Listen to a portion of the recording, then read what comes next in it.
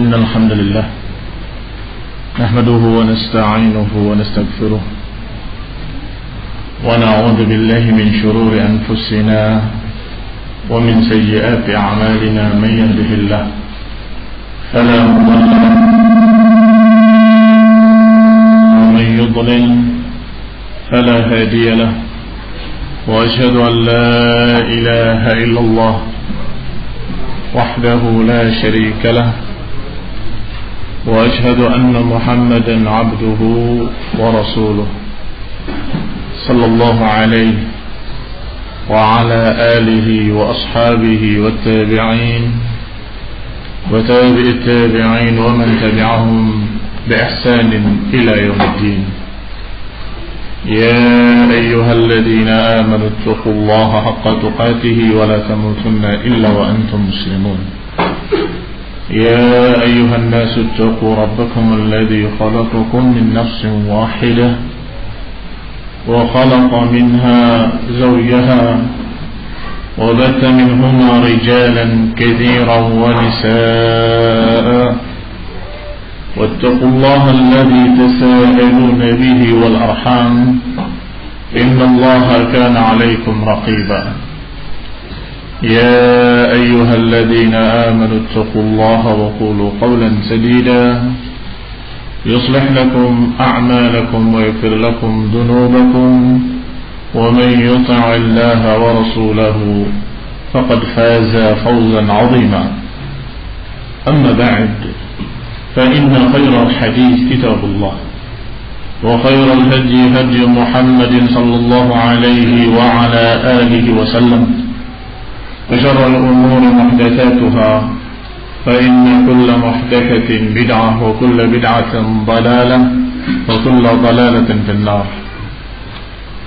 Ikhwani fi din, a'azakumullah, kaum muslimin, kaum muslimat yang saya hormati.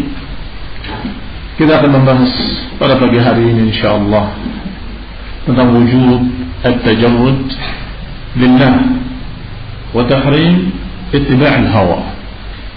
Wajibnya kita mengesahkan Allah dalam ibadah dan juga menyendirikan Rasulullah SAW dalam ta'ah atau dalam ittiba', wa tahrim ittiba' al-hawa, dan haramnya mengikuti hawa nafsu.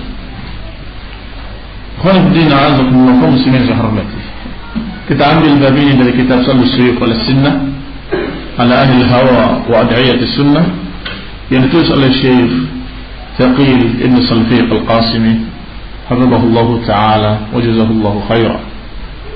Bab yang pertama dalam kitab beliau adalah wujud at-tajarrud wa tahrim ittiba' al-hawa. Wajibnya mengesahkan Allah dalam ibadah, wajibnya hanya ittiba' kepada Rasulullah SAW, dan haramnya mengikuti hawa nafsu. Qala hafizahullah, laqad khalaqa Allah 'azza wa jalla al-khalqa li'ibadatihi wahdahu. Wa Allah Subhanahu wa ta'ala telah menciptakan manusia dan menciptakan jin adalah untuk diperintah agar beribadah kepada Allah sendirinya, tiada sekutu baginya. Dan Allah Subhanahu wa ta'ala menerangkan prinsip dasar ini dalam ayatnya, wa ma khalaqtul jinna wal insa illa liya'budun. Kami tidak ciptakan jin dan manusia kecuali agar mereka beribadah kepadaku, kata Allah. Dan dalam tafsir dikatakan dalam riwayat dari Ali bin Abi Thalib dan lainnya bahwa makna illa liya'budun illa li'amurahum bi'ibadati.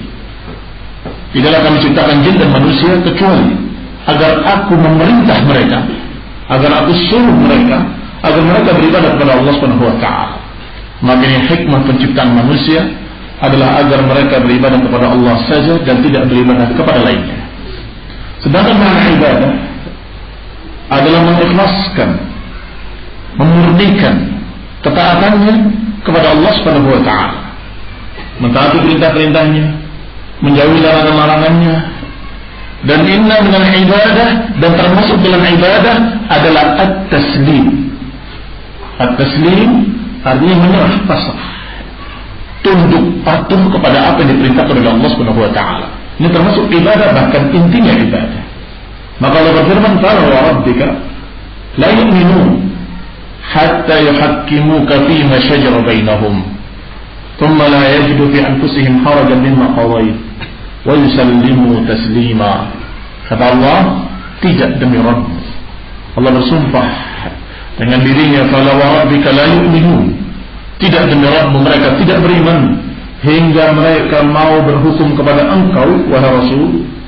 Kemudian la yajidu fi anfusihim harajan, kemudian tidak mendapati pada diri mereka rasa berat untuk menerimanya. Enggak ada di hati mereka keengganan untuk menerimanya dari apa yang kau putuskan. Wa yusallimu taslima, dan berserah pasrah. Maka di sini jelas Allah mengatakan dengan sumpah, fala wa rabbik, tidak demi Rabbmu, mereka tidak beriman hingga mereka memiliki at-taslim. Kalau sudah ada kata Allah, kalau sudah ada ucapan Rasulullah, maka tidak ada kata lain kecuali sami'na wa ta'ala. Ini yang dikatakan at-taslim. Allah Subhanahu wa ta'ala juga berfirman, qul inna salati wa nusuki wa mahyaya wa mamati lillahi rabbil alamin. Katakan, sesungguhnya salatku, sembelihanku, hidupku, matiku, semuanya lillahi rabbil alamin, untuk Allah rabbul alamin. La syarika lahu, tiada sekutu baginya. Wa bidzalika umirt, dan dengan itu aku diperintah. Wa ana awwalul muslimin. Rasulullah SAW diperintahkan oleh Allah Subhanahu wa taala untuk berikrar dengan at-tajarrud, berikrar dengan menyatakan sungguhnya semua hidupku, matiku, salatku, ibadahku hanya khusus untuk Allah Subhanahu wa taala. Wa bidzalika umirt, dengan itu aku diperintah. Maka dibacakan dan diperintahkan untuk dibaca setiap salat, setiap rakaat surat Al-Fatihah yang mengandung dalamnya kalimat ikrar, yang juga ikrar tauhid, iyyaka na'budu wa iyyaka nasta'in. Kepadamu lah kami beribadah dan kepadamu lah kami meminta pertolongan. Kalimat iyyaka na'budu wa iyyaka nasta'in didahulukan maf'ulnya karena yufid at-takhsis, untuk menunjukkan pengkhususan. Hanya kepadamu lah ya Allah aku beribadah, dan hanya kepadamu lah ya Allah aku beristi'anah. Ini pun memberikan faedah memurnikan ibadah kepada Allah dan at-tajarrud lillahi ta'ala, mengesahkan Allah Subhanahu wa ta'ala dalam ibadah. Wa lan yuhaqqil al-insanu al-'ubudiyyah lillah illa idza tajarrada lillahi haqqa tajarrud. Maka tidak akan manusia bisa menyempurnakan ibadahnya kecuali kalau dia mengkhususkan, memurnikan hanya untuk Allah dan terikat hanya dengan Allah dengan haqqal inqiyad, dengan sebenar-benarnya keterikatan. Tidak ada keterikatan lain kecuali keterikatan kepada Allah dan kepada Nabi yang diutus oleh Allah Subhanahu wa taala. Wa ma kana lil mu'minin wa la mu'minatin idza qada Allahu wa rasuluhu amran ay yakuna lahumul khiyaratu min amrihim. Kata Allah, tidak ada bagi mukmin laki-laki maupun perempuan, kalau sudah ada keputusan Allah dan Rasulnya, tidak ada bagi mereka pilihan lain kecuali menerima. Wa man ya'sillaha wa rasulahu faqad dhalla dhalalan mubina. Dan barang siapa yang menentangnya, maka dia telah sesat dengan kesesatan yang nyata. Berkata Syekh Sulaiman Ibn Abdullah rahimahullah yang mensyarah kitab Tauhid yang kemudian diringkas menjadi Fathul Majid. Adapun kitab beliau adalah Taisir Al-Aziz Al-Hamid. Rahimahullah, beliau menyatakan wa ibadatuhu, yang dimaksud ibadah kepada Allah, hiya ta'atuhu bi fi'lil ma'mur wa tarkil mahdhur. Dan termasuk ibadah yang dikatakan ibadah kepada Allah adalah mentaati perintah-perintahnya dan menjauhi larangan-larangannya. Wa dzalika huwa haqiqatul Islam, dan itulah yang dikatakan hakikatul Islam. Lianna ma'na al-Islam huwa al-istislam. Kata Syekh Sulaiman, karena makna Islam adalah al-istislam.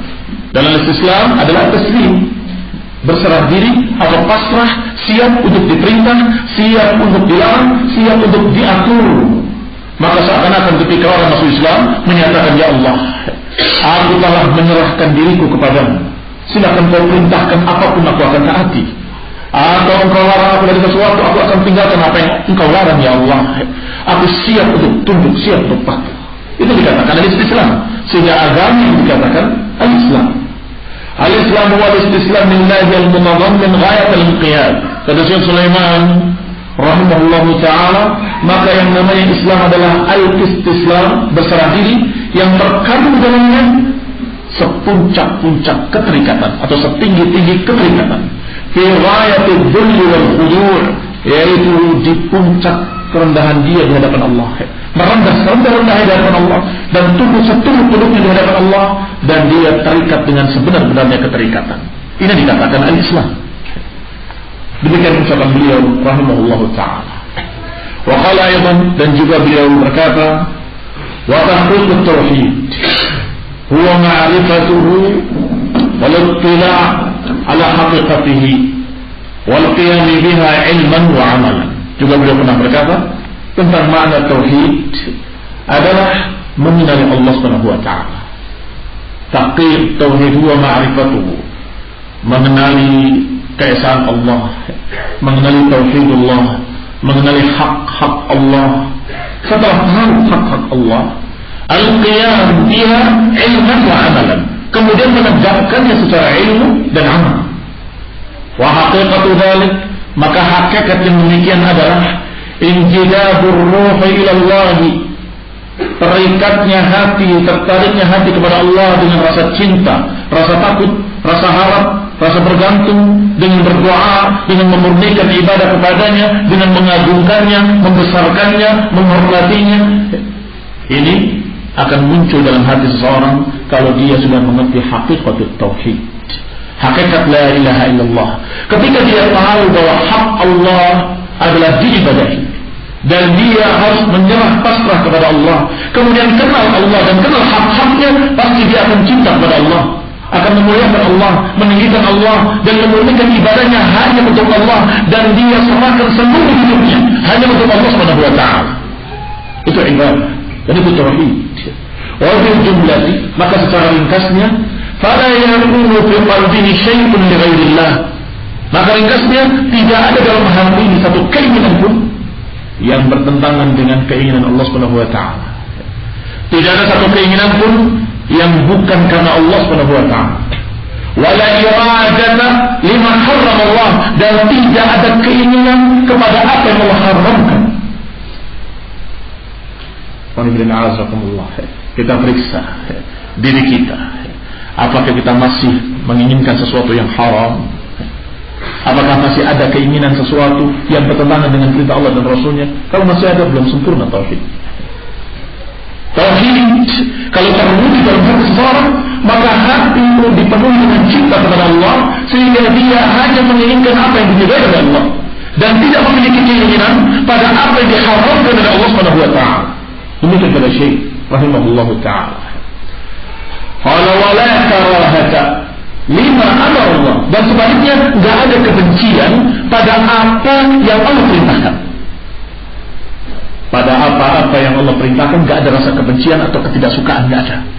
Suka dia. Diperintahkan salat dia suka, diperintahkan puasa dia suka, diperintahkan berakhlak yang luhur dia suka, diperintahkan dengan perintah apapun dalam syariat dia semuanya cinta, suka, senang. Sebaliknya pada apa yang Allah haramkan dia tidak suka. Kalau hati sudah demikian, maka dia dalam keadaan memiliki tauhid dalam hatinya yang sempurna. Kalau ada keinginan lain selain apa yang digariskan oleh Allah, maka itulah hawa nafsu. Itulah hawa. Allah perintahkan agar kita mengerjakannya, kemudian muncul keengganan. Aduh, susah, capek, berat. Hati-hati. Kalau dituruti, berarti kamu menuruti hawa nafsu. Demikian pula sebaliknya, ketika Allah Subhanahu wa taala mengharamkan sesuatu, haram hukumnya, kemudian hati cenderung kepadanya, ingin sekali aja mengerjakan. Begitu sekali, ingin dua kali. Terus, maka orang ini juga mengikuti hawa nafsu. Karena yang namanya tauhid adalah mengesahkan Allah Subhanahu wa taala dalam penghambaan kita kepadanya, sehingga tidak memiliki keinginan dalam hati sesuatu pun yang bertentangan dengan keinginan Allah Subhanahu wa taala. Qala wa dzalika huwa haqiqatu la ilaha illallah. Kata Syekh rahimahullah, itulah hakikat la ilaha illallah. Fa innal ilah huwa al-ma'mur wal ma'bud. Karena makna ilah adalah yang diibadahi dan diilahkan. yang disembah. Wa ma ahsana ma qalahu Ibnu Qayyim.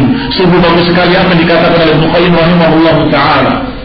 Falil wahid kun wahidan fi wahidin a'ni sabil al-haqq wal iman. Kata Ibnu Qayyim, untuk yang satu hendaklah engkau bertauhid. Untuk yang satu hendaklah engkau menjadi satu jalan, satu agama, satu keinginan, yaitu untuk Allah Subhanahu wa taala. Yani satu jalan, a'ni sabilal iman, sabilal haqq wal iman, yaitu jalan hak dan jalan keimanan. Wa dzalika huwa haqiqatus syahadatain. Inilah hakikat syahadatain. Perwujudan kalimat la ilaha illallah dan Muhammadar Rasulullah. Faman qama bihima 'ala al-wajhi, barang siapa yang menegakkan keduanya dengan sisinya yang benar, fahuwa minas sab'ina alfan, maka dia termasuk 70.000 orang yang akan masuk surga tanpa adab, tanpa hisab. Barang siapa yang mewujudkan dua perkara tadi. Pertama, dia mengesahkan ibadahnya untuk Allah yang satu dan menjalani jalan yang satu yang telah digariskan oleh Allah melalui lisan Rasulnya. Maka ini perwujudan kalimat la ilaha illallah Muhammad Rasulullah. Kalau diwujudkan dengan sempurna, maka tidak ada keinginan hati kepada yang diharamkan oleh Allah dan tidak ada kebencian pada apa yang Allah perintahkan. Kalau demikian, maka orangnya akan termasuk di dalam 70.000 orang yang masuk jannah tanpa hisab, tanpa adab. Sebagaimana diriwayatkan dalam hadis yang sahih dari Rasulullah SAW ketika para sahabat mendengarkan ucapan Rasulullah SAW tentang urdat alayyal umam, ditampakkan kepadaku umat-umat. Ada nabi yang bersamanya 1-2 orang, ada nabi yang tidak memiliki pengikutnya, ada nabi yang memiliki pengikut yang banyak, yang dikatakan sawadul azim. Aku melihat hitam yang luas, yang sangat besar jumlahnya. Aku kira itu adalah umatku. Ternyata dikatakan kepadaku itu Musa dengan pengikutnya. Walakin anzur ila al-ufuq, tapi lihat ke ufuk yang lain, maka dilihat sawadun azim, ada lagi jumlah yang manusia yang lebih besar lagi. Maka dikatakan innahum, sungguhnya mereka itulah umatmu. Wa fihim, bersama mereka ada 70.000 alfan, ada 70.000 orang yang masuk jannah tanpa hisab, tanpa adab. Siapa mereka? Mereka adalah mereka yang sudah digambarkan seperti ini. Jangan tanya bagaimana yang haram-haram, yang makruh-makruh saja mereka sudah tinggalkan. Humul ladzina la yastarqun wa la yantawun. Mereka adalah orang-orang yang tidak minta diruqyah, tidak memakai pengobatan dengan kai. yakni mereka-mereka yang tidak pernah menganggap ada sesuatu yang penyebab sial. Wa ala rabbihim yatawakkalun, yang bertawakal penuh kepada Allah Rabbul Alamin. Maka mereka lah yang dikatakan 70.000 alfan yadkhuluna jannah tanpa hisab, tanpa adab. 70.000 orang yang masuk surga tanpa adab, tanpa hisab. Ternyata mereka meninggalkan perkara yang makruh sekalipun, walaupun belum sampai pada haram. Kalau kita azab kalau muslimin yang sangat mati. Berkata Syekhul Islam Muhammad bin Abdul Wahhab rahimahullahu ta'ala, bab ad-du'a ila syahadati an la ilaha illallah, bab tentang mengajak kepada kalimat la ilaha illallah. Kemudian dibacakan oleh beliau ayat Allah Subhanahu wa ta'ala, qul hadhihi sabili ad'u ila Allah ala basiratin ana wa man ittaba'ani. Dibacakan oleh Allah Subhanahu wa ta'ala yang memerintahkan kepada nabinya, qul, katakan wahai nabi, hadhihi sabili, ini jalanku, ad'u ila Allah, aku mengajak kepada Allah, ala basiratin, di atas basirah, di atas ilmu. Thumma qala, kemudian beliau berkata, mengambil kesimpulan dari ayat ini. Qala, di antara kesimpulan ats-tsaniyah yang kedua, tanbih ala al-ikhlas, peringatan untuk ikhlas. Kenapa? Karena dalam ayat tadi dikatakan dengan kalimat ad'u ila Allah, aku mengajak kepada Allah. Maka kata Syekh Muhammad bin Abdul Wahhab rahimahullah, ini peringatan untuk ikhlas. Karena kebanyakan manusia law da'a ila Allah, ketika mereka katanya mengajak kepada kebenaran, fa huwa yad'u ila nafsihi, ternyata mereka mengajak pada dirinya sendiri. Ini fitnah yang mengerikan. Kebanyakan manusia, dan itu kata beliau, kata Syekh di zaman itu, kita katakan di zaman sekarang lebih banyak lagi, yang masing-masing menyatakan dakwah, ternyata bukan mengajak kepada Allah, bukan mengajak kepada agama Allah, tapi mengajak kepada dirinya atau pada grupnya, pada kelompoknya. Ini farduna'azakumullah, Allah perintahkan Nabi-Nya untuk berkata, ikrar, qul, katakan, hadhihi sabili ad'u ila Allah, ini jalanku dan aku mengajak kepada Allah Subhanahu wa ta'ala.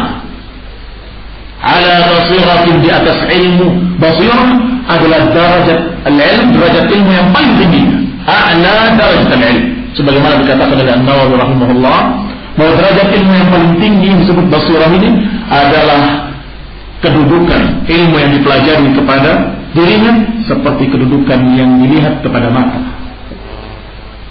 Al-mar'i ila al-basar, apa yang dilihat kepada mata. Kalau kamu melihat sesuatu dengan mata, bagaimana, meyakinkan atau tidak meyakinkan? Meyakinkan. Maka itu derajat ilmu yang penting. Maka disebut dengan basirah, betul-betul yubsir, memandang kebenaran hak dengan jelas, dengan ain al-yaqin. Kalau menazamullah, kemudian beliau berkata, An-Nawawi rahimahullah, dan inilah ilmu para sahabat yang langsung menerima dari Rasulullah SAW, dan juga ilmu Rasulullah SAW yang langsung dari Allah Subhanahu Wa Taala. Ilmu Rasulullah SAW langsung dari Allah dengan wahyu, dan para sahabat langsung menemukan, mendengarkan dari ucapan Rasulullah SAW. Maka mereka derajat ilmunya sangat tinggi. Dan mereka yang membawa riwayat atau dari mereka, dari para sahabat, dari Rasulullah SAW, mereka lah yang berada di atas ilmu, berada di atas basirah. Margina'alakum wa kum muslimin yang saya hormati, fala budda min al-ikhlas wa tajarrud lillah. Maka semestinya kita mengikhlaskan, memurnikan ibadah hanya untuk Allah Subhanahu wa ta'ala. ولا ينفع الإخلاص صاحبه إلا بموافقة هدي المصطفى صلى الله عليه وعلى آله وسلم. Dan tidak bermanfaat keikhlasan tadi kalau tidak mengikuti ajaran Al-Mustafa sallallahu alaihi wa ala alihi wasallam. Kalau tidak mencocoki ajaran Rasulullah SAW. Man 'amila 'amalan laisa 'alaihi amruna fa huwa raddun. Kata Nabi, barang siapa yang beramal dengan satu amalan yang tidak ada perintahku, maka dia tertolak. Maka seharusnya seorang muslim memiliki at-taslim, yakni menerima semua apa kata Allah, apa kata Rasul, dalam keadaan ijtinabil hawa, dan menjauhi tarikan-tarikan hawa nafsu, tarikan-tarikan keinginan pribadi kita sendiri. Kadang-kadang manusia punya selera, kadang manusia punya keinginan, punya kesukaan, kadang manusia punya kebiasaan-kebiasaan, kadang manusia punya adab istiadat atau punya watak yang berbeda-beda. Tetapi kalau dia sudah mengatakan atau sudah membaca Allah wa qala Rasul, maka semua tadi harus kalah. Harus kalah. Orang yang wataknya keras ketika ayat menyatakan saya memaafkan, maka maafkanlah. Demikian pula yang wataknya sangat lembut, melihat bahara saja dilekar, tetapi ketika diperintahkan untuk jihad, berhenti. Saya ini bukan orang yang tipenya untuk berkelahi, ini perintah dari Allah. Maka semua watak, adat kebiasaan-kebiasaan, keinginan-keinginan hawa nafsu, semuanya harus kalah dengan Allah wa Rasul. Ini agama, ini din. Apalagi hanya karena dorongan-dorongan ta'assub, dorongan-dorongan hanya karena keterkaitan kekeluargaan. Tapi itu kan adik saya, itu kan saudara saya, tapi itu kan masih tali sama saya, masa saya akan mentahdir dia, masa akan mengatakan dia sesat. Hati-hati. Alhamdulillah, tarikan-tarikan lain selain Allah wa Rasul itu yang dikatakan hawa. Faman kana yarju liqa'a rabbih falyamal 'amalan salihan wa la yusyrik bi ibadati rabbih ahada. Kata Allah di dalam surat Al-Kahfi, barang siapa yang berharap ingin bertemu dengan Allah, ingin memandang wajah Allah, falyamal 'amalan salihan, hendaklah dia beramal dengan amalan yang salihah. Wala yusyrik bi ibadati rabbih ahada, dan jangan menyekutukan dengan ibadah kepada Allah dengan ibadah pada siapapun. Ini jangan menyertakan bersama ibadahnya kepada Allah ibadah-ibadah lain. Jangan kita menyekutukan Allah dengan sesuatu apapun. Ini syarat kalau kita ingin bertemu Allah Subhanahu wa taala. Allah Ta'ala, Allah juga berfirman, Tabarakalladzi biyadihil mulk wa huwa ala kulli syai'in qadir alladzi khalaqal mauta wal hayata liyabluwakum ayyukum ahsanu amala. Sungguh maha tinggi maha suci Allah Subhanahu wa taala yang di tangannya lah segala kekuasaan kerajaan langit dan bumi. Wa huwa ala kulli syai'in qadir, dan dia Allah atas segala sesuatu maha kuasa. Alladzi khalaqal mauta wal hayata liyabluwakum ayyukum ahsanu amala, yang Allah menciptakan kehidupan, menciptakan kematian untuk menguji kalian siapa di antara kalian yang paling baik amalannya. Allah katakan ahsanu amala. Kalimat ahsan amala yakni akhlasuhu wa aswabuh, yang paling murninya, yang paling ikhlasnya. Demikian kata para ulama.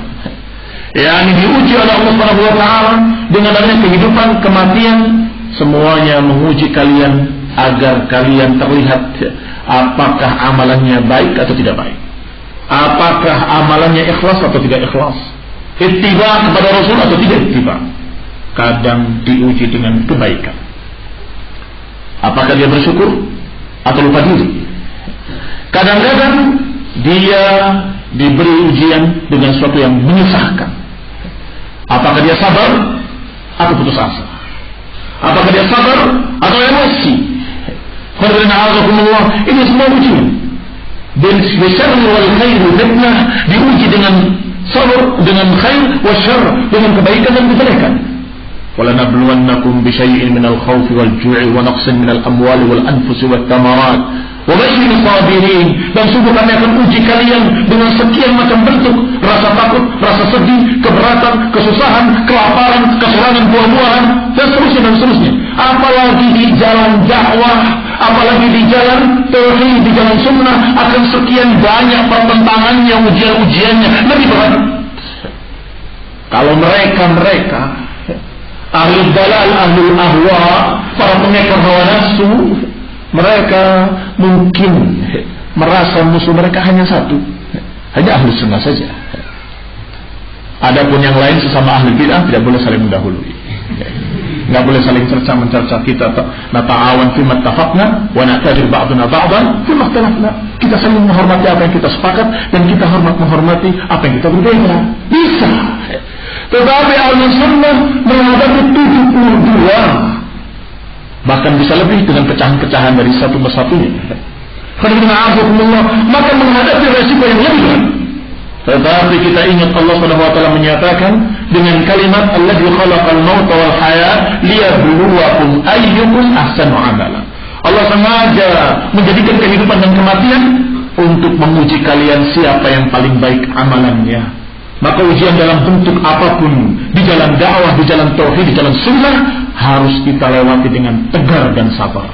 Harus kita lewati dengan istiqamah, dengan berpegang kokoh kuat pada Quran dan sunnah dan aqwal salafil ummah. Jangan ada perasaan-perasaan hawa nafsu yang kemudian menonjol lebih daripada Quran dan sunnah.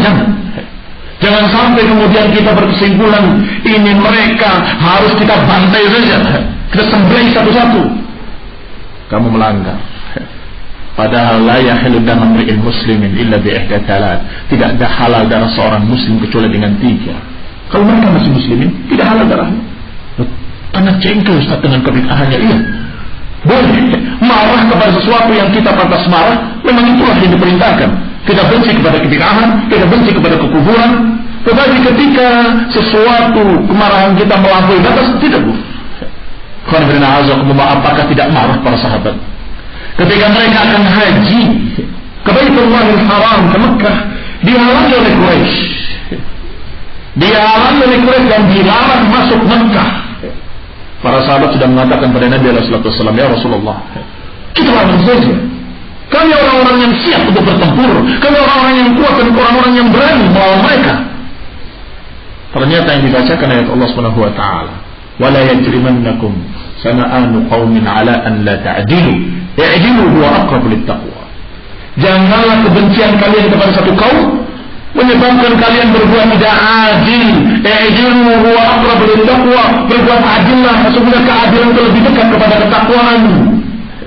Kata Syekh Rabi hafizahullah taala, adil di sini adalah mengikuti aturan hukum Allah Subhanahu wa taala, bahwa itu adalah daerah haram, tidak boleh menumpahkan darah, dan bulannya bulan haram, tidak boleh berperang, maka walaupun kita benci pada mereka, tapi ini bukan saatnya. Dalam keadaan mereka sudah ihram. Bayangkan berapa makzurnya sesuatu yang menyebabkan tidak boleh berperang, bulannya bulan haram, tempatnya tempat haram, dan mereka dalam keadaan ihram, maka tidak boleh. Jangan sampai karena kemarahan dilanggar syariat. Maka kemarahan mereka yang sedemikian rupa tetap terbimbing dengan sunnah Rasulullah Sallallahu Alaihi Wasallam. Demikian pula dalam masalah tauhid, dalam perkara apapun, ketika dia sakit parah tidak ada obat yang bisa menyembuhkannya, kemudian yang menasihatinya, di sana ada yang bisa menyembuhkan dengan cara yang syirik. Ini ujian. Maka seorang yang istiqamah di atas tauhid tidak mengikuti hawa nafsunya, tidak kemudian berkata, nanti kalau sudah sembuh cukup bersolat lagi. Tidak berbicara begitu. Dia menyatakan, saya akan tetap tidak mau melaksanakan kesyirikan dan tidak akan datang ke dukun-dukun apapun yang terjadi pada saya. Ini dikatakan seorang yang tidak mengikuti hawa. Allah Subhanahu wa taala, Allah tabaraka wa taala berfirman dalam hadis qudsi, "Ana aghna syuraka an syirik." Aku adalah yang paling kaya, kata Allah, di antara seluruh sekutu-sekutu. Mana amila amalan asyraka fihi ma'i, barang siapa yang melakukan amalan yang menyertakan bersamaku yang lain, taraktuhu wa syirkahu, aku tinggalkan dia dengan sekutunya. Yani Allah tidak butuh ibadah yang diniatkan untuk Allah juga, tapi diniatkan juga untuk manusia, atau diniatkan pula untuk selain Allah. Maka Allah tidak butuh, karena Allah aghna syuraka an syirik. Allah yang paling kaya di antara semua sekutu-sekutu. Maka ketika ada seseorang yang beribadah kepada Allah dan juga menyertakan bersama Allah ilah yang lain, maka Allah tidak butuh pada ibadahnya dan tertolak. Lain asyrakta la yahbatanna 'amalu. Kalau engkau berbuat kesyirikan, akan gugur seluruh amalan-amalan. Walihada faqad arsalallahu azza wa jalla nabiyyan Muhammadan sallallahu alaihi wa ala alihi wasallam lida'watin nas ila hadzal amr al-'azim.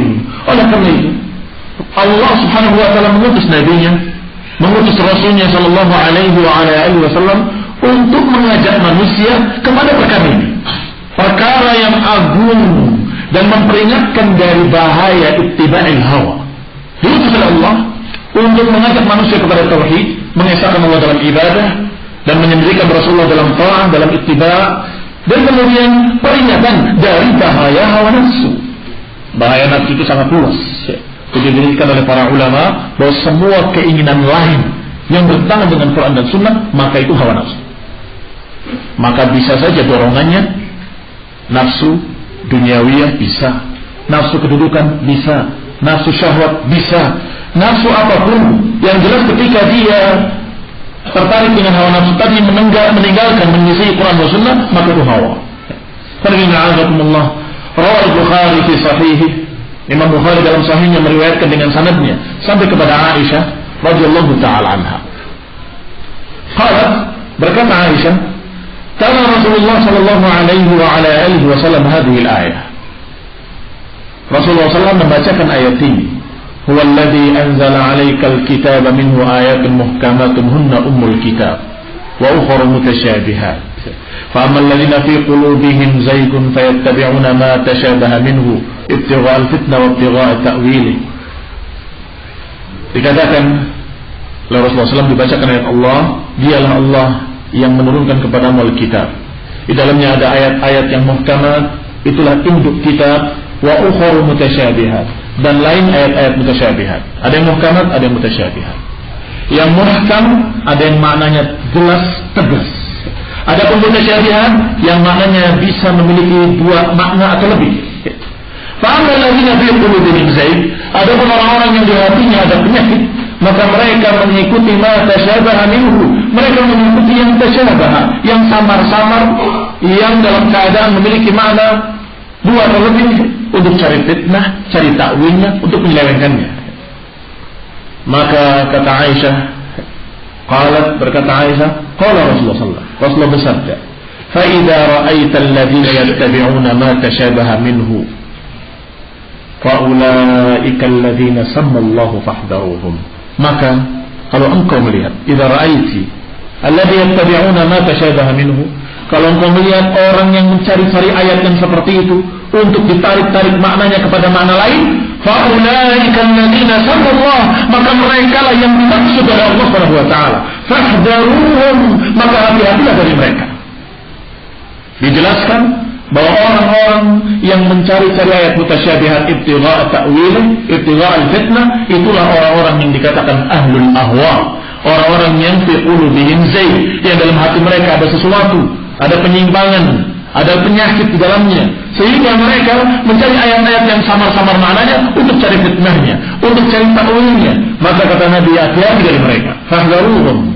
Dan ini tonggak dasar tentang masalah tahdzir.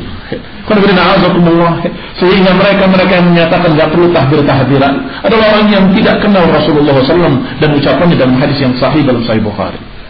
Walaqad akhbara Rasul 'anil ahwa fi siyaqid dhamm at-tahdir. Dan sudah disebutkan di dalam hadis-hadis yang sangat banyak tentang hawa nafsu, jeleknya hawa nafsu, tercelanya hawa nafsu, dan diajarkan berlindung kepada Allah dari hawa nafsu. Bahkan setiap kita membuka kajian, selalu kita menyatakan berlindung kepada Allah Subhanahu wa taala min syururi anfusina wa sayyiati a'malina. Berlindung kepada Allah dari jeleknya diri-diri kita. Ini perlindungan dari hawa nafsu. Min syurur anfusina. Kita akan lanjutkan insyaallah pada zuhur bi'idznillah taala. Subhanakallahumma bihamdik asyhadu an la ilaha illa anta astaghfiruka wa atubu ilaik. Assalamualaikum warahmatullahi wabarakatuh.